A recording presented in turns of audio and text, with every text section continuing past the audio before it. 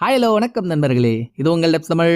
இன்னைக்கு நம்ம பார்க்க போற படம் 2019 ரிலீஸ் ஆன ஃபிளேம்ஸ் ஆஃப் ஃபியூரின்ற ஒரு ஜெர்மன் கிரைம் த்ரில்லர் மூவியை தான் பார்க்க போறோம். படத்தோட கதை ரொம்பவே சிம்பிளான ஒண்ணுங்க. ஒரு குட்டி கொண்டு ஊரு, அங்க யாராலையும் கண்டுக்கப்படாம எப்பவுமே எல்லார்கிட்டயும் அவமானப்பட்டு இருக்க ஒரு டீனேஜ் வயசு பொண்ணு. ஒரு மனுஷன் எவ்வளவுதான் கொட்ட கொட்ட குனிவான். இப்படி ஊர் மக்கள்லாம் அந்த பொண்ணை தரகுறவா நடத்துறதுனாலேயே நம்ம மூலியமா அவனுங்களுக்கு ஒரு பயத்தை விதைக்கணும்னு நினைச்சவ எந்நேரமும் அவனுங்களை திக்கு திக்குன்னு வச்சுக்கிற மாதிரி தொடர்ச்சியா சில விவகாரமான வேலையை பாக்குறா. அதுல அவன் நினைச்ச மாதிரி ஊர் மக்களும் அஞ்சு நடுங்க ஆரம்பிச்சிடறானுங்க. பட் இதெல்லாம் அந்த பொண்ணு தான் பண்றான்றது சுத்தி இருக்க யாருக்குமே தெரியல. இந்த டைம்ல தாங்க அந்த பொண்ணு பண்ண வேலையில ஒரு பெரிய சிக்கல் ஆயிடுது. ஏற்கனவே சூடு பிடிச்சு போயிட்டு இருக்க இன்வெஸ்டிகேஷன் இந்த தப்புனால இன்னும் சூடு பிடிக்க ஆரம்பிச்சிருச்சா. சோ இதை விசாரிக்கிறதுக்கு வெளியூர்ல இருந்து ஒரு போலீஸ் வராரு. அவர் கேஸ இன்வெஸ்டிகேட் பண்ண ஒரு க்ளூ அதை தேடி போனா பல மர்மத்துக்குள்ள நுழைஞ்சா மாபெரும் ட்விஸ்ட்னு கடைசியா ஒரு மிஸ்டரி எப்படி சால்வ் பண்றாங்கன்றதுதான் படத்தோட கதை. வாங்களேன் நம்மளும் போலீஸோட சேர்ந்து மிஸ்டரியை சால்வ் பண்ண முயற்சி பண்ணுவோம். படத்தை ஓபன் பண்ணா நைட்டு நேரத்துல தானே பல பஞ்சாயத்துகள் ஆரம்பிக்குது. அப்படி ஒரு நைட்டு நேரத்துல ஒரு சின்ன கிராமத்துல அந்த ஊரோட தீயணைப்பு துறையில வேலை செய்யற ஃபயர் ஃபைட்டர்ஸ்லாம் அவங்களோட ஆபீஸ்ல ஜாலியா விளையாடிட்டு இருக்காங்க. அப்படியே இன்னொரு பக்கம் இந்த ஊர்ல ஒரு பழடைஞ்ச பழைய வீடு இருக்கு. அதுக்கு முன்னால கூடி போட்டு நின்னுட்டு இருந்த ஒரு டீனேஜ் வயசு பொண்ணு அந்த வீட்டை கொளுத்துறதுக்காக இவளே பெட்ரோல் பாம்லாம் ரெடி பண்றாங்க.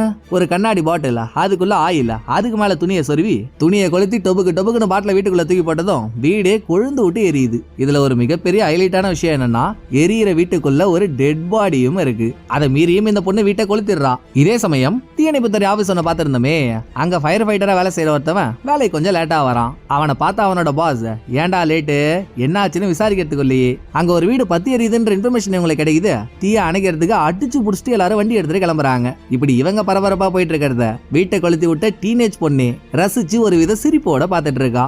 இங்க சீனை கட் பண்ணி படத்தோட டைட்டில போட அடுத்த நாள் காலையில இனிமேல் இந்த ஊர் போலீஸால கேஸ விசாரிக்க முடியாதுன்னு கேஸ விசாரிக்கிறதுக்கு வெளியூர்ல இருந்து ஒரு போலீஸை கூட்டிட்டு வராங்க. அவர் தாங்க படத்தோட ஹீரோ. ஹீரோவுக்கு சொந்த ஊர் என்னமோ இதுதான். சின்ன வயசுல இருந்து இங்கே தான் வளர்ந்தாரு. சோ ஹீரோ கார்ல வந்துட்டு இருக்க வழியில இவர் விசாரிக்க போற கேஸ பத்தி காரோட எஃப்எம் ரேடியோல ஓடிட்டு இருக்கு. அதாவது நேத்து நைட் ஒரு வீடு பத்தி எரியறத பார்த்தமே, அது இந்த ஊர்ல நடக்கிற முதல் சம்பவம் இல்ல.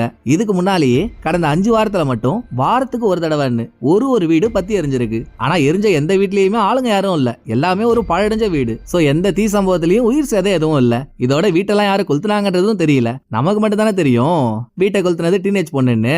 இவங்களுக்கு தெரியாது இல்லையா? அதை கண்டுபிடிக்கிறதுக்கு தான் ஹீரோ வெளியூர்ல இருந்து வந்துட்டு இருக்காரு. இப்ப நேத்து நைட்டு எரிஞ்ச வீட்டோட ஸ்பாட்டுக்கு போன ஹீரோ அங்க ஒரு லேடி காப்ப மீட் பண்ண. ஹீரோ சின்ன வயசுல இந்த ஊர்ல வளரும் போதே அவளுக்கும் ஹீரோவுக்கும் பழக்கம் இருக்கு. நம்ம அவ பேரை ஹீரோயின் வச்சுப்போம். படத்துல ஹீரோவே கண்டுபிடிக்காத பல விஷயங்களை இவ தான் கண்டுபிடிப்பா. இவ அப்பாவும் இதே ஊர்ல போலீஸா இருந்தவர் தான். 3 வருஷத்துக்கு முன்னால ரிட்டையர்ட் ஆயிட்டாரு. சின்ன வயசுல இருந்தே அப்பாவை பார்த்து இன்ஸ்பயர் ஆகி இவளும் அதே வேலைக்கு வந்துட்டா. ஹீரோ இங்க வரதுக்கு முன்னால வரைக்கும் இந்த கேஸை ஹேண்டில் பண்ணிட்டு இருந்ததும் ஹீரோயின் தான். ஆனா கேஸ்ல எந்த முன்னேற்றமும் இல்ல. இதெல்லாம் ஹீரோயின் வந்த ஹீரோ கிட்ட சொல்லிட்டு இருக்கும் போதே நேத்து நைட் எரிஞ்சிட்டு இருந்த வீட்டை அணைச்ச தீயணைப்பு துறையோட பாஸ் ஹீரோ கிட்ட வந்து, சார்வால் போலீஸ் நீங்க என்னதான் பண்ணிட்டு இருக்கீங்க சார்வால்? இதோட சேர்த்து எவனோ ஒருத்தவன் 6 வீட்டை எரிச்சிட்டான். இன்னமும் நீங்க குற்றவாளியை கண்டுபிடிச்சா பாடு இல்ல. ஊர் மக்கள் எல்லாம் வீதியில இருக்காங்க சார்வால். இப்ப வேற பாருங்க, கடைசியா எரிஞ்ச வீட்டுக்குள்ள ஒரு பணம் இருக்கு. இப்படியே போயிட்டு இருந்தா என்னதான் கதை? குற்றவாளியை பிடிப்பீங்களா பிடிக்க மாட்டீங்களா அப்படின்னு பாஸ் புலம்புனதும், யாருங்க நீங்க நல்லா ஹை கிளாஸ் மைடப்பா மாதிரி புகை படிஞ்சு கருகருன்னு வந்து நிக்கிறீங்க, பத்தாக்குறைக்கு உள்ள பாடி இருக்குன்னு வேற ஒரு ஷாக்க கொடுக்குறீங்க அப்படின்னு ஹீரோ கேட்டா, அடா ஆமாங்க, நேத்து நைட்டு நான் தீ அணைக்கிறதுக்காக வீட்டுக்குள்ள போறப்போ வீட்டுல எல்லா இடத்துலயும் நெருப்பு, அவ்வளோ புகை. அதுல கண்ணு தெரியாம நான் உள்ள இருந்த பாடியை வேற மிதிச்சிட்டேன். பாடி வேற நெருப்புல எரிஞ்சு குழன்னு இருந்துச்சா, என் ஷூல வேற கொஞ்சம் ஒட்டிச்சு. போங்க நீங்களே வீட்டுக்குள்ள போய் பாடி யாரு என்னன்னு பார்த்து அதை சால்வ் பண்ற வழியை பாருங்க அப்படின்னு பாஸ் சொல்லி ஹீரோயின் உள்ள போறாங்க. பாடி கம்ப்ளீட்டா எரிஞ்சிருந்ததுனால அது யாருன்னு அடையாளம் தெரியல. யாரா இருப்பாங்கன்னு ஹீரோயின் யோசிச்சுட்டு இருக்கும் போதே இவங்களுக்கு பின்னால நின்றுட்டு இருந்த பாஸுக்கு ரொம்ப நேரமா அவரோட வீட்டுல இருந்து அவர் பொண்டாட்டி கால் பண்ணிட்டே இருக்காங்க. அதை ஒருத்தவன் சொன்னதும் போன புடிங்கி இன்னாதாண்டி உன் பிரச்சனைன்னு கேட்டா, அங்கதான் பாஸுக்கு ஒரு ட்விஸ்ட். பாஸுக்கு ஒரு பையன் இருக்கான். அவன் நேத்து நைட்ல இருந்தே ஆளை காணாமா. அதை கேட்டுட்டு பாஸ் பாடிக்கு பக்கத்துல வராரு. அப்போ பாடியோட கழுத்துல இருக்க ஒரு செயினை பார்த்ததுக்கு அப்புறம் தான் பாஸுக்கு தெரியுது செத்து போனது யாரோ எவரோ இல்ல, நம்மளோட பையன்னுட்டு. இதுல வேற ஒரு கொடுமையை பாருங்க, சொந்த பையனோட பாடியவே மிதிச்சு அது என்னோட கால் சூழலா ஒட்டிச்சுன்னு அசால்ட்டா வேற சொல்லிட்டோமேன்னு மனுஷன் மெர்சல் ஆயிடுறாரு. அடுத்து இவர் மூலியமாகவே இவரோட ஃபேமிலிக்கு அந்த தகவல் போது அவங்களும் கத்தி கதறி அழறாங்க. எப்படி பார்த்தாலும் பாஸோட பையன் செத்துட்டான். அந்த டெத்துக்கான இன்வெஸ்டிகேஷனை அவன் ஃபேமிலில இருந்து தானே ஆரம்பிக்கணும். பாஸோட ஃபேமிலில இருக்கிறது 3 பேரு. ஒன்னு பாஸ், ரெண்டாவது பாஸோட பொண்டாட்டி, மூணாவது இவங்களோட பொண்ணு. அவ இறந்த பையனுக்கு அக்கா. சோ பாஸோட ஃபேமிலியை மீட் பண்ணி இறந்த விக்டிம் பத்தின தகவலை ஹீரோயின் விசாரிச்சதும் பையன் பட்டும் சுட்டியான். இன்னமும் காலேஜ் தான் படிச்சிட்டு இருக்கான். ஆனாலும் இவங்களோட ஃபேமிலிக்குன்னு ஒரு பிசினஸ் இருக்கு. காலேஜ் படிச்சிட்டு இருக்கும் போதே பிசினஸையும் கையில எடுத்து கண்ணுங்க அர்த்தமா பாத்துட்டு இருந்திருக்கான். இப்ப கூட ஆக்சுவலா விக்டிம் காலேஜ் காலேஜ்ல இருந்திருக்கணும். ஆனா காலேஜ் செமஸ்டர் அப்படியே விட்டுட்டு பிசினஸ்ல ஒரு பெரிய டீல முடிக்கணும்ன்றதுக்காக இங்கேயே இருந்திருக்கான். இதெல்லாம் பாஸ் சொன்னதும் சரிங்க, அதெல்லாம் ஒரு பக்கம் இருக்கட்டும். உங்க பையன் கொலை பண்ணப்பட்டிருக்கான்னா நிச்சயமா அவனுக்கு எதிரிகள் யாராவது இருக்காங்கன்னு தான் அர்த்தம். அப்படி உங்களுக்கு யார் மேலேயாவது சந்தேகம் இருக்கா அப்படின்னு ஹீரோ கேட்டா, ஏங்க எனக்கு நல்லா தெரியுங்க, இது என் பையன் மேல இருக்க விரோதத்தினால நடந்தது இல்லைங்க, என் மேல இருக்க விரோதத்தினால தான் நடந்திருக்கு. நீங்களே பாக்குறீங்கல்ல, எவனோ ஒரு குப்பை கொளுத்தி வீடு வீடா கொளுத்திட்டு இருக்கான், அங்கெல்லாம் போயிட்டு நெருப்பு அணைக்கிறது நான் தானே. சோ அதுல அந்த குப்பை கொளுத்திக்கு ஒரு கௌரவ குறைச்சல் ஆயிட்டு இருக்கும். நான் எரிய வைக்கிற வீட்டை நீ அணைக்கிறியா, பாத்துடலாம்டா, நீ பெரிய ஆளா நான் பெரிய ஆளான்ட்டு அப்படின்ற கான்ல தாங்க என்ன எதுவும் பண்ண முடியலன்னது என் பையனை கொலை பண்ணிட்டு இருக்கான் அப்படின்னு பாஸ் அவரோட கருத்தை சொல்றாரு. ஆனா போலீஸோட வேலை எல்லா கோணத்துல இருந்து விசாரிக்கணும்ல. சரிங்க, நீங்க சொல்றத நாங்க ஒரு பாயிண்டா எடுத்துக்கிறோம். இருந்தாலும் உங்க பையன் தானே பிசினஸ் எல்லாம் பாத்துக்கிறதா சொன்னீங்க. ரீசெண்டா உங்க பிசினஸ்ல எதுவும் கலவரம் நடந்திருக்கான்னு ஹீரோ கேட்டதும் நடந்திருக்கு. இவங்களோட பிசினஸ் ரியல் எஸ்டேட். கொஞ்ச நாளைக்கு முன்னால ஒரு பெரிய கம்பெனி இந்த ஊர்ல நாங்க சூப்பர் மார்க்கெட் வைக்கணும், அதுக்கு எங்களுக்கு ஒரு லேண்ட் ரெடி பண்ணி கொடுங்கன்னு கேட்டிருக்காங்க. அந்த டீலுக்காக தான் இறந்த பயபுள்ள செமஸ்டர் கட் பண்ணிட்டு இங்க இருந்திருக்கு. அந்த டீல் நடந்துட்டு இருக்கப்போ யாரோ ஒரு பொண்ணு உள்ள புகுந்து ட்ரபிள் கொடுத்ததாகவும் பாஸ் சொன்னதோட ஹீரோ அந்த பொண்ணை விசாரிக்கிறதுக்கு போயிடுறாரு. இன்னொரு பக்கம் ஹீரோயின் விக்டிமோட ஃபாரன்சிக் ரிசல்ட்லாம் வாங்குறதுக்கு போயிடுறா. இதுக்கு நடுவுல வீட்டை கொளுத்தின டீனேஜ் பொண்ணு எதுவுமே நடக்காத மாதிரி கேஷுவலா தூங்கி எஞ்சிட்டு ரூம்ல இருந்து வெளியே வரா. இவ அப்பா ஒரு பார் வச்சு நடத்திட்டு இருக்காரு, வீடும் பாரோட சேர்ந்துதான் இருக்கு. சோ இந்த பொண்ணு ரூம்ல இருந்து வெளியே வந்ததும் அந்த ஆள் நல்லா முடி வளராத முனிவர் மாதிரி இருந்துகிட்டு, பொண்ணு வந்ததும் வராததுமா ஏண்டி உதவாக்கற, காலையில சன்னு கண்ண குசுற வரைக்கும் மாடி தூங்கிட்டு இருப்ப, உன்னெல்லாம் பெத்ததுக்கு நான் நைட்டு பொட்டியை மூடிட்டு தூங்கி இருக்கலாண்டி, எனக்குன்னு வந்து வாச்சிருக்க பாரு, எதுக்கும் லாக்கி இல்ல அப்படின்னு கண்ணா பின்னான்னு திட்டுறாரு. சரி அவர் தான் திட்டுறாருன்னு பார்த்தா பார்ல குடிக்க வந்தவனுங்க முத கொண்டு இந்த பொண்ணை கலாய்க்கிறானுங்க. இதை தாங்க முடியாம ரூமுக்கு போனவ ரகசியமா ஒரு பாக்ஸ் வச்சிருக்கா. அந்த பாக்ஸ் எடுத்து ஓபன் பண்ண பாக்ஸ் மொத்தமும் இந்த பொண்ணு இது வரைக்கும் 6 வீட்டை கொளுத்திருக்காளே அது சம்பந்தப்பட்ட நியூஸ் பேப்பர் பிட்டா இருக்கு. அவங்க திட்டினதுக்கு இவ இதை பார்த்து சந்தோஷப்பட்டு இருக்கா. சோ இதுல இருந்தே ஒண்ணு நமக்கு கிளியரா புரியுது இல்லையா, எல்லாராலையும் இவ அசிங்கப்படுறதுனால டைரக்டா இவளால எதுவும் பண்ண முடியல.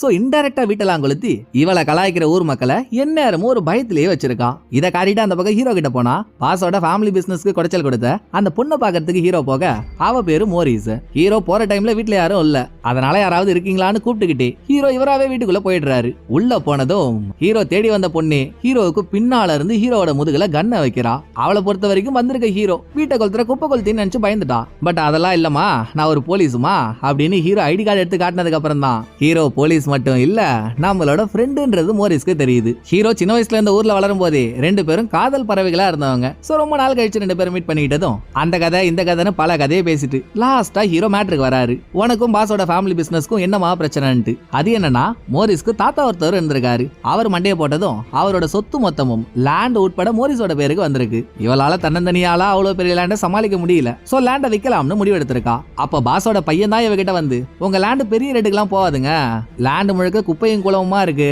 அதை கிளீன் பண்றதெல்லாம் நடக்காத காரியம், சோ இவ்வளவுதான் ரேட்டு போகும், பேசாம என்கிட்டே கொடுத்துருங்க அப்படின்னு இவள்கிட்ட இருந்து அடிமட்ட ரேட்டுக்கு லேண்டை வாங்கி அதை சூப்பர் மார்க்கெட் வைக்க போற கம்பெனிக்கு இந்த பொண்ணுகிட்ட இருந்து எவ்வளவு அமௌண்ட் கொடுத்து வாங்கினானோ அதை விட 10 மடங்கு அதிகமா வச்சு விற்க பார்த்திருக்கான். நம்மள ஏமாத்திட்டாங்கன்னதும் இந்த பொண்ணால சும்மா இருக்க முடியுமா, அந்த கான்ல தான் அப்பப்போ போய் குடைச்சல் கொடுத்திருக்கா. மிச்சபடி அவங்க மேல இவளுக்கு எந்த கோபமும் இல்ல. அதோட நேத்து நைட்டு அந்த தீ சம்பவம் நடக்கும் போது கூட இவளுக்கு கையில ஏதோ ஒரு அடிபட்டுச்சுன்னு நைட்டு 2 மணி வரைக்கும் ஹாஸ்பிட்டலே தான் இருந்திருக்கா. அதுக்கான சாட்சிகளும் இருக்கு. அப்படின்னா நடந்த சம்பவத்துக்கும் மோரிஸ்க்கும் எந்த சம்பந்தமும் இல்லைன்னு தானே அர்த்தம். சோ ஹீரோ இவளை அப்படியே விட்டுறாரு. அப்படியே அந்த பக்கம் ஹீரோயின் வேலையெல்லாம் முடிச்சிட்டு கார்ல வந்துட்டு இருக்கப்போ டீனேஜ் பொண்ணு ரோட்ல நடந்து போயிட்டு இருக்கா. சரி பாவம் பொண்ணு கால் கடுக்க நடந்து போயிட்டு இருக்காளே, லிப்ட கொடுப்போம் அப்படின்னு ஹீரோயின் டீனேஜ் பொண்ண கார்ல ஏத்த 2 பேரும் கார்ல நிறைய பேசிட்டு வராங்க. அந்த பொண்ணை எப்பவுமே எல்லாரும் திட்டுவாங்கன்றது ஹீரோயினுக்கும் தெரியும். அதனால ஹீரோயின் டீனேஜ் பொண்ணு கிட்ட அன்பா ஆதரவா பேசிட்டு இருக்கா. சில விஷயங்களை பேசிட்டு கடைசியா நேத்து நைட்டு நடந்த தீ சம்பவத்தை பத்தி ஹீரோயின் பேசுறப்பதான் டீனேஜ் பொண்ணுக்கு ஒரு ட்விஸ்ட் ஆகி தூக்கி வாரி போட்டுருது. படத்தை ஓபன் பண்ணும் போதே இந்த பொண்ணு ஒரு வீட்டை கொளுத்துனா அந்த வீட்டுக்குள்ள ஒரு பாடி இருக்குன்னு நம்ம காட்டியிருந்தாங்கல்ல, பாடி இருக்குன்னு தெரிஞ்சுதானே இந்த பொண்ணு வீட்டை கொளுத்துனான்னு நம்ம நினைச்சிட்டு இருந்தோம். ஆனா உண்மை என்னன்னா அந்த வீட்டுக்குள்ள ஒரு பாடி இருந்ததே இந்த பொண்ணுக்கு தெரியாது. இப்ப ஹீரோயின் சொன்னதுதான் இவளுக்கு தெரியுது. ஐயோ அப்போ வீட்டுக்குள்ள ஒரு பாடியை வச்சு நம்ம கொளுத்திட்டோமான்ட்டு மேட்ரு தெரிஞ்சதும் ஒரு மாதிரி டென்ஷன் ஆயிடுறா. உடனே ஹீரோயினை காரணம் எடுத்து சொல்லி காரை விட்டு இறங்கின டீனேஜ் பொண்ணு அடுத்து என்ன பண்றதுன்னு தெரியாம முழிச்சிட்டு இருக்க. அடுத்த சீன்ல பாஸோட ஃபேமிலி பிசினஸ்ல இது வரைக்கும் அவர் யார் யாருக்கெல்லாம் லேண்ட வித்திருக்காரு, யார் யார்கிட்ட இருந்தெல்லாம் லேண்ட வாங்கியிருக்காரு அப்படின்ற இன்ஃபர்மேஷனை ஹீரோயின் பிரிண்ட் அவுட் எடுத்துட்டு இருக்க. அப்ப ஹீரோயின் இவ ஃபாரன்சிக் ஆளுங்கள்ட்ட பேசினதுல அவளுக்கு என்ன தெரிஞ்சதோ அதை ஹீரோ கிட்ட சொல்றா. கடைசியா வீடு எரிஞ்ச இடத்துல இவங்களுக்கு ஒரு பூட் பிரிண்ட் கிடைச்சிருக்கு. அது வீட்டை கொளுத்தின ஆளோடதா தான் இருக்கணும். ஒருவேளை அது என்ன மாதிரியான பூட்டுன்னு கண்டுபிடிச்சா இவங்க ஓரளவுக்கு குற்றவாளி நெருங்க வாய்ப்பு உண்டு. ரெண்டாவது வீட்டை கொளுத்துறதுக்கு ஒரு ஆயில யூஸ் பண்ணிருக்காங்க. அது என்ன ஆயில்ன்றது இன்னும் எக்ஸாக்ட்டா தெரியல. அந்த ப்ராசஸ் போயிட்டு இருக்கு. இது இல்லாம விக்டிமோட பாடியை போஸ்ட்மார்ட்டம் பண்ணாங்கல்ல, இப்ப அதோட ரிசல்ட் இல்லாம ஹீரோவோட போனுக்கு மெசேஜா வருது. அது இவங்க இவங்களுக்கு ஒரு மாதிரி ட்விஸ்ட் கொடுக்குதுன்னு வச்சுக்கோங்களேன். ஏன்னா விக்டிமை கொலை பண்ணதுக்கு அப்புறம் தான் அவனை வீட்டுக்குள்ள போட்டு வீட்டை எரிச்சதா இப்போ வரைக்கும் இவங்க நினைச்சிட்டு இருக்காங்க. பட் போஸ்ட்மார்ட்டம் ரிசல்ட்ல காஸ் ஆஃப் டெத்தை பாக்குறப்போ அவனை யாரும் எதாலையும் அடிச்சு கொண்ட மாதிரி தெரியல. நெருப்பால ஏற்பட்ட புகையை சுவாசிச்சதுனால தான் விக்டிம் இறந்து போயிருக்கான். அப்படின்னா வீடு எரியறப்போ அவன் உயிரோட தான் இருந்திருக்கணும். பிளஸ் விக்டிமோட உடம்புக்குள்ள ப்ரோஃபினால்ன்ற ஒரு ட்ரக் கண்டென்ட்டும் இருந்திருக்கு. சோ யாரோ இவனுக்கு ட்ரக்கை கொடுத்து மயக்கமாக்கி இவனை அந்த வீட்டுக்குள்ள போட்டிருக்காங்க. அது டீனேஜ் பொண்ணு இல்லன்றது நமக்கு தெரியும். வேற யாரு அதைத்தான் இனிமேல் பார்க்க போறோம். இந்த சீன் முடிஞ்சதும் பப்ல இருந்த டீனேஜ் பொண்ணோட அப்பா செம்மையா சரக்கு அடிச்சுக்கிட்டு நேரா டீனேஜ் பொண்ணு கிட்ட வந்து எங்கடி உன்னோட அம்மான்னு கேக்குறான். பதிலுக்கு இந்த பொண்ணு அழுத முகத்தோட, யோ பூச்சி கடிச்ச பூசணிக்கா, எங்க அம்மா எங்க இருக்கு? இப்படியே குடிச்சு குடிச்சுதான் என் அம்மாவை துரத்தி விட்ட. இப்போ வந்து வெக்கமே இல்லாம என் அம்மா எங்கன்னு கேக்குற, போயாயோ அப்படின்னு இந்த பொண்ணு கத்துனதும் டீனேஜ் பொண்ணோட அப்பா ஒரு ஓரமா போய் சரக்கு அடிச்சுட்டு பொண்டாடியை நினைச்சு அழுதுட்டு இருக்கான். இன்னொரு பக்கம் டீனேஜ் பொண்ணு அந்த ஆள் அசந்த டைமா பார்த்து இவ ஃப்ரெண்ட்ஸோட ஜாலியா இருக்கிறதுக்கு ஒரு இடத்துக்கு வரா. அந்த ஃப்ரெண்ட்ஸ் கூட்டத்துல ஆரம்பத்துல தீயணைப்பு துறையில வேலை செய்யற ஃபயர் ஃபைட்டர் ஒருத்தவன் வேலைக்கு லேட்டா வந்ததை பார்த்திருந்தோமே அவனும் இருக்கான். ஆக்சுவலா இது ஒரு கராஜ். அந்த கராஜோட ஓனரே அவன் தான். எப்பெல்லாம் இவளுக்கு போர் அடிக்குதோ அப்பெல்லாம் அந்த கராஜுக்கு வருவா. பட் யாருகிட்டயும் அதிகமாலாம் பேசிக்க மாட்டா. கப்பு சிப்புன்னு இருப்பான்னு வச்சுக்கோங்களேன். இப்பவும் அப்படிதான் எல்லாரும் கும்பலா சரக்கடிச்சுக்கிட்டே பேசிட்டு இருக்கானுங்க. இந்த பொண்ணு மட்டும் ஒரு ஓரத்துல ஒரு பீரை கையில வச்சு குடிச்சிட்டு இருக்க. அப்ப அங்க பேசிட்டு இருந்ததுல ஒருத்தவன் என்ன சொல்றான், பங்கு இந்த குப்பை கொளுத்தி மாட்டிக்க மாட்டோன்ற தைரியத்துல வீடு வீடியா கொளுத்திட்டு இருக்கான். ஆனா இப்ப அவனை கண்டுபிடிக்கிற மாதிரி போலீஸ்க்கு ஏதோ ஒரு எவிடன்ஸ் கிடைச்சிருச்சாம் பங்க. ஓடிய சீக்கிரத்துல அவனை தட்டி தூக்கிடுவாங்க பாரு அப்படின்னு அவன் சொன்னதுல இந்த பொண்ணுக்கு அல்ல ஆயிடுது. எவிடன்ஸா? நம்ம எந்த எவிடன்ஸையும் விட்டுட்டு வரலையே, போலீஸ்காரங்க எதை கண்டுபிடிச்சிருப்பாங்க அப்படின்னு இவ என்னென்னமோ யோசிச்சுட்டு இருக்கா. இதே டைமிங்ல ஹீரோவும் ஹீரோயினும் கேஸ் சம்பந்தமா தனித்தனியா ஒரு விஷயத்த பாத்துட்டு இருக்காங்க. இந்த பக்கம் ஹீரோயின் இறந்து போன விக்டிமோட சோசியல் மீடியாவை பாத்துட்டு இருக்கா. அந்த பக்கம் ஹீரோ பாஸ் இது வரைக்கும் யார் யார்கிட்ட லேண்ட வாங்கியிருக்காரு வித்திருக்காருன்ற தகவல் எடுத்துட்டு வந்தாங்கல்ல, அவர் அதை பாத்துட்டு இருக்காரு. ரெண்டு பேரும் ஒரே நேரத்துல ஒரு விஷயத்த கண்டுபிடிக்கிறாங்க. இது என்னன்னா ஒரு 3 வருஷத்துக்கு முன்னால பாஸ் அவருக்கு சொந்தமான 2 லேண்ட ரொம்ப ரொம்ப மட்டமான ரேட்டுக்கு வித்திருக்காரு. வித்த காசை வச்சு அவர் என்ன பண்ணாருன்னு தெரியல. அதோட அந்த சம்பவம் நடந்த அடுத்த 3-4 மாசம் பாஸோட பையன் எங்கேயோ காணாம போயிட்டான். அவன் படிச்ச காலேஜ்ல விசாரிச்சுட்டாங்க. அவன் அங்கேயும் இல்ல. அடிக்கடி சோசியல் மீடியால போஸ்ட் போடுறவன் சோசியல் மீடியாலயும் ஆக்டிவா இல்ல. சோ அவன் எங்க போனா? இந்த 2 கேள்வியையும் மறுநாள் பாஸ மீட் பண்ணி ஹீரோ கேக்குறாரு. ரியல் எஸ்டேட்ல நீங்க மிகப்பெரிய எக்ஸ்பர்ட். அப்படி இருக்கப்போ உங்களுக்கு சொந்தமான லேண்டையே நீங்க மட்டமான ரேட்டுக்கு வித்திருக்கீங்கன்னா உங்களுக்கு அந்த டைம்ல அர்ஜென்ட்டா பணம் தேவைப்பட்டிருக்குன்னு அர்த்தம். அந்த பணம் எதுக்காக தேவைப்பட்டுச்சு? அப்புறம் அடுத்த 3 மாசம் உங்க பையன் எங்க போனா? இதை ஹீரோ கேட்டா எனக்கு ஒண்ணுதான் புரியல. என் பையனை கொலை பண்ண கொலைகாரன் வெளியே சுதந்திரமா சுத்திட்டு இருக்கான். அவனை பிடிக்காம என்கிட்ட வந்து கேள்வி கேட்டுட்டு இருக்கீங்க. அப்ப என் வீட்டுல நிறைய பிரச்சனை இருந்துச்சுங்க. மேல ரூஃப் சரியில்லை, உள்ள எங்கெங்கயோ ஓட்ட உடசலா இருந்துச்சு. அதை சரி பண்ண எனக்கு பணம் தேவைப்பட்டுச்சு. அதான் லேண்ட வித்தேன். அடுத்து என் பையன் படிக்கிறதுக்காக கனடா போயிருந்தான். அங்க இன்டர்நெட் இல்ல. அதனாலதான் சோசியல் மீடியாலயும் அவன் இல்ல. அவன் படிச்ச காலேஜ்ல போய் நீங்க விசாரிக்கிறப்போ அங்கேயும் அவன் வரலன்னு சொல்லிருப்பாங்க. இதெல்லாம் ஒரு கதையா அப்படின்னு பாஸ் சொல்லிட்டு இருக்கும் போதே ஹீரோவுக்கு ஃபாரன்சிக் டிபார்ட்மெண்ட்ல இருந்து கால் வருது. பேசி முடிச்சுட்டு காலை கட் பண்ண ஹீரோயின் கிட்ட ஒரு மேட்டர் சொல்றாரு. அதுவும் பாச முன்னால வச்சுக்கிட்டு ஏற்கனவே வீட்டை ஒரு ஆயில யூஸ் பண்ணி தான் எரிச்சாங்கன்றதை இவங்க கண்டுபிடிச்சிட்டாங்க இல்லையா? ஆனா அது என்ன ஆயில்னு கண்டுபிடிக்கிற ப்ராசஸ் போயிட்டு இருந்துச்சு.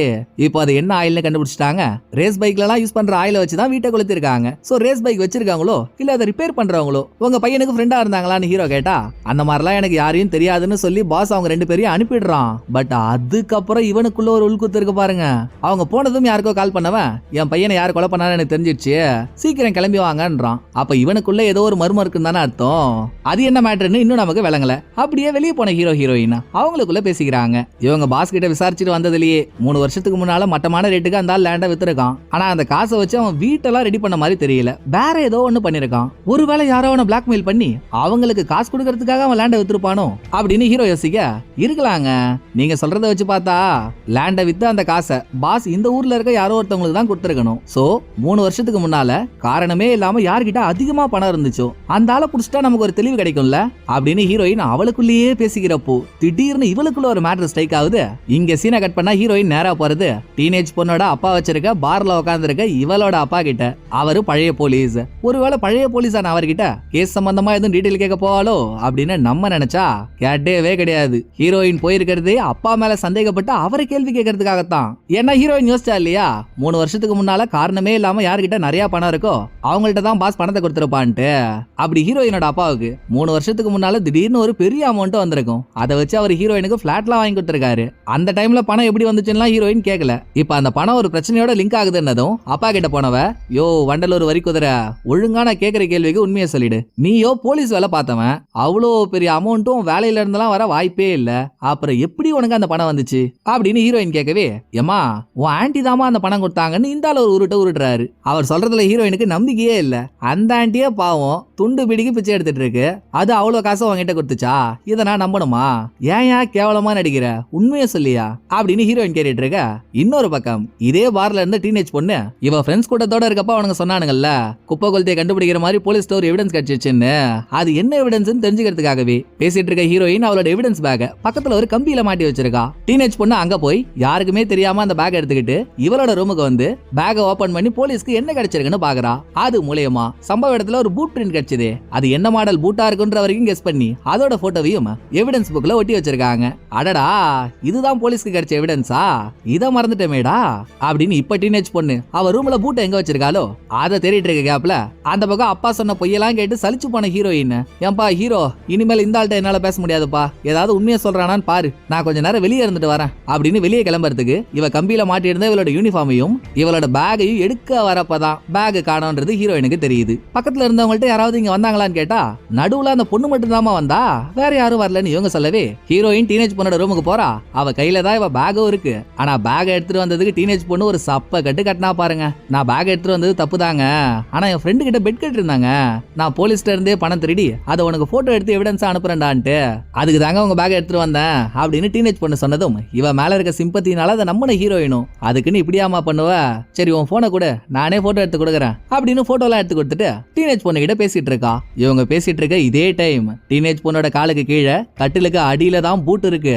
அதை மட்டும் ஹீரோயின் பார்த்துட்டா ஜோலி முடிஞ்சு. ஆனா எந்த புத்துல எந்த பாம்பு இருக்குன்றது ஹீரோயினுக்கு தெரியலையே. அவ டீனேஜ் பொண்ண நல்லவளாவே நினைச்சுக்கிட்டு, நானும் எப்பயில இருந்தோ பார்த்துட்டு தாமா இருக்கேன், உன் அம்மா போனதுல இருந்து உங்க அப்பா உன்னை திட்டிக்கிட்டே இருக்காரு இல்ல, உனக்கு ஏதாவது ஹெல்ப் பண்ணணும்னா சொல்லுமா, தனிப்பட்ட ரீதியான எந்த ஹெல்ப் வேணும்னா பண்றேன் அப்படின்னு ஃபீலிங்கா பேசிட்டு வெளியே வந்துடுறா. அப்ப வரைக்குமே ஹீரோயினோட அப்பா அவருக்கு தெரிஞ்ச எதையும் சொல்லல. கடைசி வரைக்கும் எனக்கு தெரியலன்னு சொல்லிட்டு அவர் கிளம்பிடுறாரு. வேற வழி, இதுக்கப்புறம் அவர் கேள்வி கேட்கணும்னா ஸ்டேஷன் தான் தூக்கிட்டு வந்தாகணும்.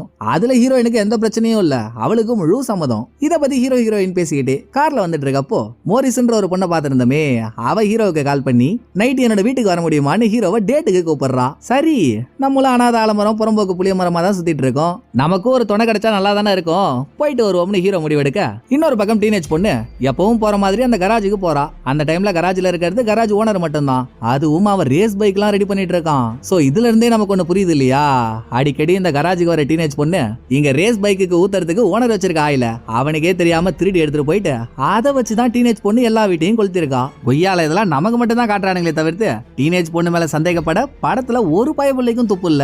எப்படியோ வந்தவ ஓனர் கிட்ட பேசிட்டு இருக்கா.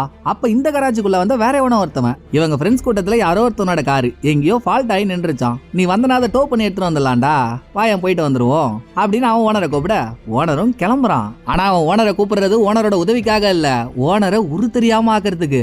என்னன்னா ஏதோ ஒரு காரணத்துக்காக நம்ம பையனை ஓனர் தான் கொலை பண்ணிருப்பான்னு பாஸ் சந்தேகப்படுறாரு. சோ ஓனரை தனியா ஒரு இடத்துக்கு வர வச்சு அவன் கதையை முடிக்கிறதுக்காக பாஸ் அவன் ஆளுங்களோட ஒரு இடத்துல வெயிட் பண்ணிட்டு இருக்கான். கொஞ்ச நேரத்திலேயே இவங்க நினைச்ச மாதிரி ஓனரை கூட்டிட்டு வரதுக்கு இவங்க ஒரு ஆள் அனுப்பிவிட்டாங்களே, அவனோட காரும் வருது, கூடவே ஒரு ட்விஸ்டும் வருது. கார் வந்ததுக்கு அப்புறம் கார்ல இருந்து ஓனர் இறங்குவான்னு பாஸ் எதிர்பார்த்தா கார்ல இருந்து இறங்குறது ஹீரோயின். பாஸோட பொண்ணு நல்லவளா இருப்பா போல. பாஸ் வீட்ல போட்ட பிளான் எல்லாம் அவ ஒட்டி கேட்டுட்டு ஹீரோயின் கிட்ட கோத்து விட்டுட்டா. அதனாலதான் கரெக்ட் டைம்ல ஓனர் அனுப்பி விடாம ஹீரோயின் அந்த கார்ல ஏறி வந்துட்டு இருக்கா. ஹீரோயினை பார்த்த பாஸுக்கு ஒரே அதிர்ச்சி. அந்த பக்கம் ஹீரோயினும், ஏயா நல்லா ட்ரை வாஷுக்கு போட்ட டயப்பர் மாதிரி இருந்துகிட்டு என்ன வேலையா பாக்குற நீயே எல்லாத்தையும் தனியா பாக்குறதுக்கு அங்க போலீஸ் சட்டம் கிட்டன்னு இதெல்லாம் இருக்கு, உன்னை கொல்ல போறோம் பாரு அப்படின்னு மிரட்டுற துணியில பேசிட்டு இருக்க.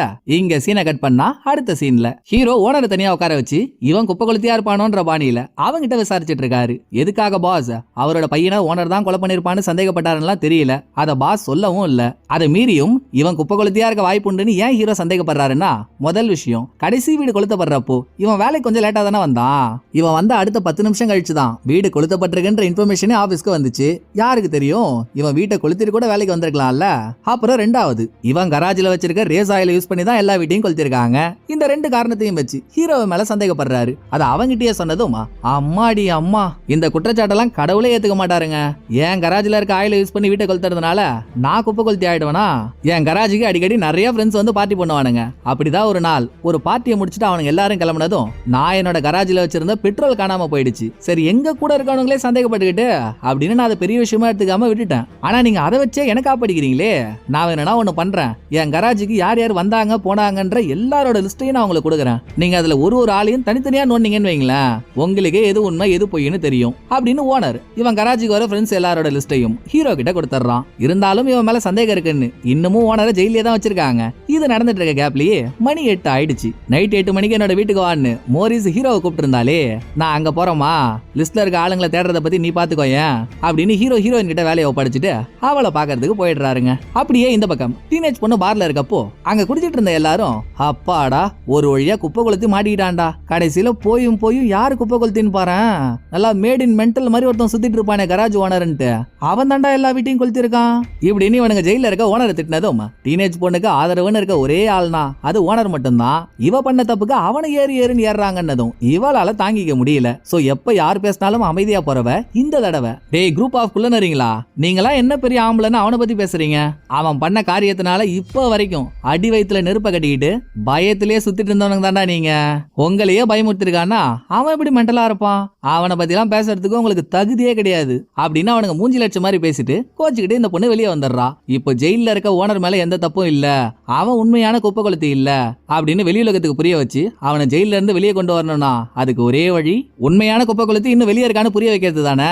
சோ ஜெயில இருக்க ஓனரை காப்பாத்துறதுக்காகவே அவ்வளோ பிரச்சனைக்கு நடுவுலையும் நடு ராத்திரி வெளியே வந்த டீனேஜ் பொண்ணு எப்பவும் போல பெட்ரோல் பாம் ஒன்று ரெடி பண்ணி அதை ஒரு பாழடைஞ்சு வீட்டுக்குள்ள போட்டு அந்த வீட்டை கொளுத்தி விட்டுறா. ஆனா இங்க ஒரு சின்ன பிரச்சனை. இப்படி இவ வீட்டை கொளுத்திட்டு போறத இந்த வீட்டுக்கு பக்கத்து வீட்டுல இருந்த ஒரு குட்டி குழந்தை ஜன்னல் வழியா பாத்துருது. ஆனா டீனேஜ் பொண்ணு அந்த குழந்தைய நோட் பண்ணல. வீட்டை கொளுத்திட்டு அவ போயிடுறா. அடுத்து சம்பவ இடத்துக்கு வந்து ஃபயர் ஃபைட்டர்ஸ் எல்லாம் நெருப்பா ஆஃப் பண்ணிடுறாங்க. அதுக்கப்புறம் தான் ஹீரோயின் ஸ்பாட்டுக்கு வராங்க. சம்பவத்தை பார்த்து குட்டி குழந்தை கிட்ட போயிட்டு நீ என்னமா பார்த்தன்னு கேட்டா அது ரொம்பவே குட்டி குழந்தை, வாயை திறந்து எதுவுமே பேச மாட்டேங்குது. கிடைச்ச சாட்சியோ ஒண்ணு, அதுவும் மண்ணா போச்சா அப்படின்னு ஹீரோயின் வெக்ஸாகி நிக்கிறப்பதான் அந்த குட்டி குழந்தையோட அக்கா, அவளுமே சின்ன பொண்ணுதான், அவ ஹீரோயினை கூப்பிட்டு இங்க பாருங்க, என் தங்கச்சியால பேச முடியாதுன்னு எல்லாரும் நினைச்சிட்டு இருக்காங்க, ஆனா அவ என்கிட்ட மட்டும் நல்லா பேசுவா, இந்த வீட்டை கொளுத்துனது ஒரு வெள்ளை எலின்னு என் தங்கச்சி என்கிட்ட சொன்னா அப்படின்னு ஏற்கனவே வெறியில இருக்க ஹீரோயினை இந்த பொண்ணு இன்னும் வெறியேத்தி விடுது. எலி எலிதானே, சரி அதை பலி கொடுத்துருவோம், நீ அப்பா அம்மாவோட கிளம்பு அப்படின்னு அந்த பொண்ணை அனுப்பி விட்டுட்டு அடுத்து ஹீரோ ஹீரோயின் அப்புறம் ஃபயர் ஃபைட்டரை சேர்ந்த ஒரு ஆள், இவங்க 3 பேரும் ஒரு டேபிள்ல உட்காந்து நடந்த கிரைமை பத்தி பேசிட்டு இருக்காங்க. ஒரு பக்கம் என்னடான்னா சாட்சியான சின்ன பொண்ணு வெள்ளை எலி தான் வீட்டை கொளுத்துனதா சொல்லுது. இன்னொரு பக்கம் என்னடான்னா போன தடவை நடந்த தீ விபத்துல விக்டிம் ட்ரக் எடுத்துக்கிட்டு வீட்டுக்குள்ள மயக்கமா இருந்திருக்கான், இதுல எதோட லிங்க் பண்றதுனே தெரியலையே அப்படின்னு ஃபயர் ஃபைட்டர் எதர்ச்சியா சொல்ற அந்த ஒரு விஷயம் தான் ஹீரோயினுக்கு அடுத்த லீட எடுத்து கொடுக்குது. கொஞ்ச நேரத்துக்கு முன்னால என்ன சொன்னீங்க, விக்டிம் அவனுக்கு அவனே ட்ரக் எடுத்துக்கிட்டு வீட்டுக்குள்ள மயக்கமா இருந்தான் தானே சொன்னீங்க, ஓஹோ நம்ம ஏன் இந்த கோணத்துல விசாரிக்காம போயிட்டோம் அப்படின்னு உடனுக்குடன் சில இன்ஃபர்மேஷனை கேதர் பண்ணிக்கிட்டு நேரா பாஸோட வீட்டுக்கு ஹீரோயின் போறாங்க. இவங்க எடுத்ததும் பேசுறது பாஸோட பொண்ணு கிட்ட தான். அவ தானே குடும்பத்திலேயே கொஞ்சம் நல்லவ, அவ தானே உள்ளத உள்ளபடி சொல்லுவா. சோ அவகிட்ட இப்பதாமா நாங்க நிறைய ரீஹாப் சென்டர்ல போய் விசாரிச்சுட்டு வரோம், அதாவது போதை பழக்கத்துக்கு அடிமையானவங்களை திருத்துறதுக்காக ஒரு இடம் இருக்குமே அதுக்கு பேர் தான் ரீஹாப் சென்டர். இவங்க அங்க போய் விக்டிமை பத்தி விசாரிச்சதுல 1-2 இல்ல எல்லா ரீஹாப் சென்டர்லயும் அவனோட பேர் இருக்கு, அதுவும் பேஷண்டா. சோ இறந்து போன விக்டிம் போதை பழக்கத்துக்கு அடிமையான ஒரு ஆளு. 3 வருஷத்துக்கு முன்னால அவன் ஒரு 3 மாசம் காணாம போனானே, அவன் காணாமலாம் போல, அவன் போதை பழக்கத்துக்கு ஓவரா அடிமை ஆயிட்டான்னு பாஸும் அவரோட பொண்டாட்டியும் தான் அவனை வெளியூர்ல இருக்க ஒரு ரீஹாப் சென்டர்ல சேர்த்திருக்காங்க. அப்படின்னா விக்டிம் 3 மாசம் ஏன் காணாம போனான்னு தெரிஞ்சு போச்சு. அதே டைமிங்ல பாஸ் இவருக்கு சொந்தமான லேண்ட மட்டமான ரேட்டுக்கு வித்தாரு, அதுக்கான காரணம் இன்னும் தெரியல. இத பாஸ் வந்ததும் அவர்கிட்டே கேட்டதும் மாட்டிக்கிட்டோம்னு அவரும் உண்மையை சொல்லிடுறாரு. 3 வருஷத்துக்கு முன்னால செம்ம போதையில இருந்த விக்டிம் அவன் கூட விளங்காத ஒரு நண்பனை கூப்பிட்டுக்கிட்டு 2 பேரும் கார்ல டிரைவிங்க்கு போயிருக்கானுங்க. அப்ப போதையில கார் ஓட்டினதுல கார் ஒரு மரத்து மேல குத்தி கார் ஓடிட்டு போன விக்டிமுக்கு படுங்காயம். இன்னொரு பக்கம் அவன் கூட போன நண்பன் செத்தே போயிட்டான். எங்க இந்த விஷயம் வெளியே வந்துட்டா, போதையில கார் ஓட்டினது விக்டிம் தானே, அவன் ஃபியூச்சர் பாதிக்கப்படுமோன்னு அவசரமா கேஸ விசாரிக்கிறதுக்காக வந்த 2 போலீஸ்க்கும் அதுல ஒரு போலீஸ் ஹீரோயினோட அப்பா பாஸ் அவரோட லேண்ட வித்து லஞ்சமா பணத்தை கொடுத்து கேஸ மாத்தி எழுத சொல்லிருக்காரு. அதாவது விக்டிமோட நண்பன் இவங்க காரை திருடி எடுத்துட்டு போன மாதிரியும் விக்டிம் அந்த சீன்லயே இல்லாத மாதிரியும் கேஸ மாத்தி எழுத சொல்லிட்டு அதுக்கப்புறம் தான் 3 மாசம் அவன் இந்த ஊர்லயே இருக்க கூடாதுன்னு ரீஹாப் சென்டருக்கு அனுப்பியிருக்காங்க. இந்த உண்மையெல்லாம் பாஸ் சொன்னதும் நீங்க நினைக்கிற மாதிரி உங்க பையனை யாரும் கொலை பண்ணலங்க, அவனுக்கு ஏற்கனவே போதை பழக்கம் இருந்திருக்கு, ரீஹாப் சென்டர்ல சேர்த்தும் அவன் திருந்தின மாதிரி தெரியல. சோ இப்பவும் ப்ரொஃபினால்ன்ற ஒரு ட்ரக் எடுத்துக்கிட்டு அந்த மயக்கத்துல தான் அவன் வீட்டுக்குள்ள பட்டு இருந்திருக்கான். அவன் வீட்டுக்குள்ள இருக்கிறது தெரியாமலே குப்பை கொளுத்தி வீட்டை கொளுத்தி விட்டுட்டான். சோ இது ஒரு ஆக்சிடென்ட்டுங்க அப்படின்னு ஹீரோ எவ்வளவோ சொல்லியும் இல்லவே இல்ல, இது கொலை தான், என் பையனை யாரோ கொலை பண்ணிருக்காங்க, நீங்க கொலைகாரனை கண்டுபிடிக்கிறீங்களா இல்லையா அப்படின்னு பையனை யாரோ கொலை பண்ணிருப்பாங்கன்றதுல பாஸ் ஸ்ட்ராங்கா இருக்காரு. எது எப்படியோ ஹீரோயினுக்கு ஒரே வருத்தம், நல்லா மண்ணுல பண்ண மண்டவோட மாதிரி என் அப்பன்னு ஒருத்தன் இருப்பானே அவனெல்லாம் பெரிய போலீஸ்னு நம்பி அவன மாதிரியே ஆகணும்னு நினைச்சு நான் போலீஸ் வேலையில சேர்ந்தா இப்படி லஞ்சம் வாங்கி போலீஸ் வேலையவே அசிங்கப்படுத்திட்டானே ச்சே அப்படின்னு என்னென்னமோ சொல்லி ஹீரோயின் ஓன்னு ஒப்பாரி வைக்கிறா. இவளை கன்வின்ஸ் பண்றதுக்காகவே இயல்பாகவே. சரி வா சரக்க போடுவோம் அப்படின்னு ஹீரோவில ஒரு பார் கூட்டிட்டு போக, அதே மாதிரி அந்த பக்கம் வீட்டுல தனியா இருந்த டீனேஜ் பொண்ணு இவ அம்மா இவளை விட்டுட்டு போற வரைக்கும் அவங்க ஒரு பேண்ட் எல்லாம் வச்சு பாட்டு எல்லாம் பாடிருக்காங்க. நைட்டு தூக்கம் வரலன்னதும் தனியா ஹெட்செட்ல அம்மா பாடின பாட்டை கேட்டுக்கிட்டே அப்படியே தூங்கிடுறா. விடியறதுக்குள்ள ஹீரோ ஹீரோயின் பார்ல சரக்கு அடிச்சிட்டு இருக்காங்களே, சரக்கு அடிச்சுக்கிட்டே போதையில அவங்களுக்குள்ள பேசிட்டு இருக்கப்போ திடீர்னு ஹீரோயின் கண்ணுல ஒரு மேட்ரு மாட்டுது. எவனோ ஒருத்தவன் ஆள் யாரு என்னன்னு தெரியல ஒரு ஷர்ட் போட்டுட்டு போறான். அந்த ஷர்ட்டுக்கு பின்னால ஒரு வெள்ளை எலியோட டிராயிங் இருக்கு. இதுல ஒரு ட்விஸ்ட் என்னன்னா, இதே மாதிரி டிராயிங் போட்ட ஒரு பேக் டீனேஜ் பொண்ணு கிட்ட இருக்கிறத ஹீரோயின் பாத்துருப்பா. ஏன் கடைசி வீட்டை கொளுத்துறப்ப கூட அந்த பேக மாறிட்டு போயிட்டு தான் டீனேஜ் பொண்ணு வீட்டையே கொளுத்திருப்பா. சோ சாட்சியான சின்ன பொண்ணுக்கு அது என்ன பாத்துச்சோ அது தெளிவா சொல்ல தெரியல. டீனேஜ் பொண்ணு பேக் மாறிட்டு இருந்தாலா, அதனால அந்த பேக்ல இருக்க எலியோட டிராயிங்க வச்சுதான் வெள்ளை எலி வீட்டை கொளுத்துனதா சொல்லிருக்கு. அப்படின்னா குப்பை கொளுத்தி அந்த டீனேஜ் பொண்ணு தாண்டா அப்படின்னு உசாராகி காலையில பார்ல போய் அவளை மடக்கிறதுக்குள்ள போலீஸ் நம்மள தேடி வந்துட்டாங்கன்னு தெரிஞ்சதும் டீனேஜ் பொண்ணு வேற வழியில தப்பிச்சிடுறா. இவளுக்கு போக வேற இடம் என்ன இருக்கு, எப்பவுமே கராஜுக்கு தானே போவா. அப்படி இப்பவும் கராஜுக்கு தான் போறா. கராஜ் ஓனரும் இவளை தேடி வந்த போலீஸ் கிட்டலாம் உள்ள யாரும் இல்லன்னு சொல்லி சமாளிச்சு அனுப்பிடுறான். ஏன்னா இவன் ஜெயில இருக்கிறப்போ இவனை காப்பாத்துறதுக்கு இந்த பொண்ணு முயற்சி பண்ணால, அப்ப அவன் இந்த பொண்ணை காப்பாத்துறதானே உசிதம். சோ பொண்ணை காப்பாத்தி கராஜுக்குள்ளேயே வச்சுக்கிட்டு எப்படியும் போலீஸ் ஒன்ன கண்டுபிடிச்சிருவாங்கம்மா. ஆனா நீ எதுக்கும் கவலைப்படாத, எனக்கு தெரியும் வீட்டுக்குள்ள டெட் பாடி இருக்கிறது தெரியாம தான் நீ வீட்டை கொளுத்திருப்ப. அது ஏதோ தெரியாம நடந்த ஒண்ணு. நீ போலீஸ் கிட்டே மாட்டினாலும் உனக்கு எந்த பிரச்சனையும் இல்ல. ஏன்னா உனக்கு இன்னும் 18 வயசு கூட ஆகலையே, உனக்கு ஒன்னும் பெரிய தண்டனை எல்லாம் கொடுக்க மாட்டாங்க, நீ கவலைப்படாம இரு அப்படின்னு அவன் இந்த பொண்ணுக்கு ஆறுதல் சொல்லிட்டு இருக்க. அதே நேரத்துல பாருக்கு டீனேஜ் பொண்ணை தேடி போன ஹீரோ ஹீரோயின் அவ இல்லன்னதும் அவ அப்பா உட்கார வச்சு விசாரிச்சுட்டு இருக்காங்க. இந்த ஆள்லாம் ஒரு அப்பா மாதிரியா பேசுறான். பொண்ணை தேடி போலீஸ் வந்திருக்காங்க, அவ வேற தப்பிச்சு போயிட்டா. வெளியே போனவளுக்கு என்ன ஆகுமோ ஏதாகுமோன்னு தெரியாது. அத பத்தி துளி கூட இவனுக்கு கவலை இல்ல. சனிய ஒழிஞ்சுதுன்ற மாதிரியே தான் பேசிட்டு இருக்கான். அது ஹீரோயினுக்கும் நல்லா புரியுது. எப்பா டேய், நான் உன்கிட்ட வேற எதுவும் கேட்கல. இந்த மாதிரி நிலைமையில உன் பொண்ணு எங்க போவான்னு உனக்கு ஏதாவது ஐடியா இருக்கா, அதை மட்டும் கொஞ்சம் சொல்லண்டான்னு ஹீரோயின் கேட்டதும் அவ என்னம்மா ஆவுனா அந்த கராஜ்ல போய் உட்காந்துப்பா.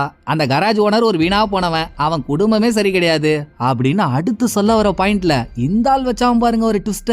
ஏன் அப்படி சொல்றானா, 3 வருஷத்துக்கு முன்னால அந்த கராஜ் ஓனரோட அண்ணன் பாஸோட காரை திருடி எடுத்துட்டு போயிட்டு போதையில காரை ஓட்டி காரை ஆக்சிடென்ட் பண்ணி காரை ஓட்டிட்டு போனா அவனே செத்துட்டானா. மேட்ரு புரியுதா உங்களுக்கு? இந்த ஆள் சொல்ற கதை வெளியுலகத்துக்கு என்ன கதை தெரியுமோ அந்த கதை. ஆனா உண்மையான கதை என்னன்றது நமக்கு தானே தெரியும். காரை ஓட்டிட்டு போனது பாஸோட பையன், அந்த ஆக்சிடென்ட்ல இறந்து போனது ஓனரோட அண்ணன். இதை ஹீரோ ஹீரோயின் கூடவே சேர்ந்து நம்மளும் தெரிஞ்சுக்க, அந்த பக்கம் கராஜ்ல இருக்கால டீனேஜ் பொண்ணு, ஓனர் ஒரு பொருள் எடுக்கிறதுக்காக இவளை விட்டு கொஞ்சம் தள்ளி போனதும் அது வரைக்கும் ஆஃப்ல வச்சிருந்த இவளோட போனை இப்ப ஆன் பண்றா. அங்க இந்த பொண்ணுக்கு ஒரு ட்விஸ்ட். இவ போன் ஆன் பண்ண அடுத்த செகண்டே பக்கத்துல இருந்த ஓனரோட போன்ல டீனேஜ் பொண்ணோட லொகேஷன் இதுதான்னு ஒரு லொகேஷனை காட்டுது. சோ ஓனர் டீனேஜ் பொண்ணோட போனை ஹேக் பண்ணி ரொம்ப நாளா இவளோட லொகேஷனை பார்த்துட்டு இருந்திருக்கான். ஏன்டா இப்படி எல்லாம் பண்ணன்னு வந்த ஓனர் கிட்ட இந்த பொண்ணு கேட்டதும், ஓ மேட்ரு தெரிஞ்சு போச்சு அவனுக்கு, என்ன வேற என்னமா பண்ண சொல்ற? ஒரு நாள் நீ என் கராஜுக்கு வரப்போ உன்னோட பேக மறந்து வச்சுட்டு போயிட்ட. நான் அதை திறந்தும் பார்த்தேன், அதுல பெட்ரோல் பாம்பை ரெடி பண்றதுக்கான எல்லா ஐட்டமும் இருந்துச்சு. அதை வச்சே நீ தான் குப்பை கொளுத்தி நான் கண்டுபிடிச்சிட்டேன். சரி இதை வெளியே சொல்லி வேஸ்ட் ஆகிறதுக்கு பதில் எனக்கு தேவையான வேலையை முடிச்சுக்கலாமேன்ட்டு தான் 3 வருஷத்துக்கு முன்னால தப்பே பண்ணாத என் அண்ணனை அந்த மூதேவி போதையில கூட்டிட்டு போயிட்டு கொண்டுட்டு என் அண்ணன் தான் எல்லாத்தையும் பண்ண மாதிரி பிளேட்டை மாத்திட்டானுங்க. எனக்கு எவ்வளவு கோவம் வரும். சோ பாஸோட பையனை பழி வாங்க முடிவெடுத்தேன். உன் போனை ஹேக் பண்ணி உன் லொகேஷனை தெரிஞ்சுக்க ஆரம்பிச்சேன். நீ தான் எந்த வீட்டை கொளுத்தினாலும் முதல் 2 நாள் அந்த வீட்டை வேவு பாப்பியே.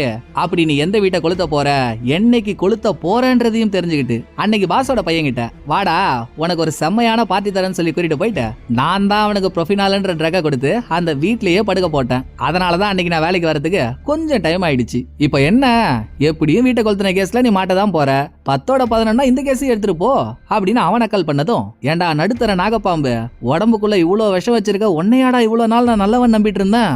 நான் எதுக்காக அந்த வீட்டெல்லாம் கொளுத்தின, அதை நீ எதுக்காக யூஸ் பண்ணிருக்க, நீ எல்லாம் ஒரு மனுஷனாடா அப்படின்னு டீனேஜ் பொண்ணு கடுப்பாகி அவங்க கிட்ட சண்டைக்கு போறா. 2 பேரும் சண்டை போட்டதுல ஒரு கட்டத்துல டீனேஜ் பொண்ணுக்கு பெட்ரோல் கேன் ஒண்ணு கிடைக்குது. அவனை அடிச்சு படுக்க போட்டுட்டு அவன் மேல பெட்ரோலையும் ஊத்திடுறா. அதே சமயம் ஹீரோ ஹீரோயின் இங்க வந்துடுறாங்க. டீனேஜ் பொண்ணோட கையில லைட்டர் இருக்கு, பத்த வச்சு கீழே போட்டுட்டா. ஓனர் மட்டும் இல்ல இந்த பொண்ணும் சேர்ந்து பஸ்பம் ஆயிடுவா. சோ லைட்டரை கீழே போடுமான்னு ஹீரோயின் சொன்னா, நான் உயிரோட இருக்கிறதுல யாருக்கு என்னங்க லாபம், என் சொந்த அப்பனே நான் ஏன் உயிரோட இருக்கேன்னு அப்பப்போ என்கிட்ட கேட்டுட்டு இருக்கான். இந்த ஊர் மக்களுக்கு நான் உயிரோட இருக்கிறது பிடிக்கல. தோ கீழே படுத்திருக்கானே ஒருத்தவன், அவனோட தேவைக்காக என்ன யூஸ் பண்ணிக்கிட்டான், இவனுங்க மத்தியில வாழறதுக்கு பதில் சாவறதே மேலுங்க அப்படின்னு அந்த பொண்ணு வெறுத்து போன மாதிரி பேசிட்டு இருக்கா. அதுக்கு ஹீரோயின், என்னமா பேசிட்டு இருக்க நீ, இந்த பஞ்ச பரதேசிங்கெல்லாம் ஒரு ஆளுங்க, இவனுங்க யாருமா உன் வாழ்க்கையில நீ யாருன்னு முடிவெடுக்கிறதுக்கு, இவனுங்க இப்படி நடந்துக்கிறானுங்கன்னா நீ சாக போற, பேசுற இவனுங்களுக்கு முன்னால வாழ்ந்து காட்டணுமா, அதான் கெத்து. இப்போ என்ன, நீ அரெஸ்ட் ஆகி கொஞ்ச நாள் ஜெயில இருக்க போற, திரும்ப நீ வெளியே வா, இவனுங்க என்ன உன்னை பாத்துக்கிறது, நான் உன்னை பாத்துக்கிறேன். உன்னை கண்காணாத ஏதாவது ஒரு நல்ல இடத்துக்கு அனுப்பி உன் வாழ்க்கைய பிரகாசமா ஆக்க வேண்டியது என்னோட பொறுப்பு. சோ தப்பான முடிவு எதுவும் எடுத்துறாத இரு, நானே கிட்ட கிட்ட வரேன் அப்படின்னு கொஞ்சம் கொஞ்சமா பேசிக்கிட்டே கிட்ட போன ஹீரோயின் ஒரு வழியா அந்த பொண்ணோட கையில இருந்து லைட்டரை வாங்கிடுறா. அப்புறம் என்ன, ஓனர் அரெஸ்ட் பண்ணி விசாரிச்சதுல அவன் தான் விக்டிமா போட்டதுல ஒரு பிளான போட்டு பாடிய வீட்டுக்குள்ள போட்டதா சொல்லிடுறான். சோ ஆள் யாருமே இல்லாத பழைய வீட்டை கொளுத்தின குற்றத்துக்காக மட்டும் டீனேஜ் பொண்ணை அரெஸ்ட் பண்ணி கார்ல ஏத்துறாங்க. அரெஸ்ட் ஆகி போற டீனேஜ் பொண்ணை பார்த்த ஊர் மக்கள் எல்லாரும் கொக்கா மக்க இவளையா சாதாரண ஆள் நினைச்சுக்கிட்டு இவ்வளவு நாள் கலாய்ச்சிட்டு இருந்தோம், என்ன மாதிரி ஒரு வேலை பார்த்து நம்மள திக்கு திக்குனே வச்சிருந்தா அப்படின்னு மிரண்டு போய் பார்த்துட்டு இருக்கும் போதே படத்தோட கதை முடியுது. இந்த படம் உங்களுக்கு பிடிச்சிருக்குன்னு நம்புறேன். அடுத்த ஒரு நல்ல படத்துல வந்து நான் உங்களை மீட் பண்றேன். இந்த வீடியோ உங்களுக்கு பிடிச்சிருந்தா லைக் பண்ணிடுங்க. எப்படி பண்ணிருக்கேன்றத மறக்காம கமெண்ட்ல சொல்லிடுங்க. தேங்க்யூ. டடா பாய்.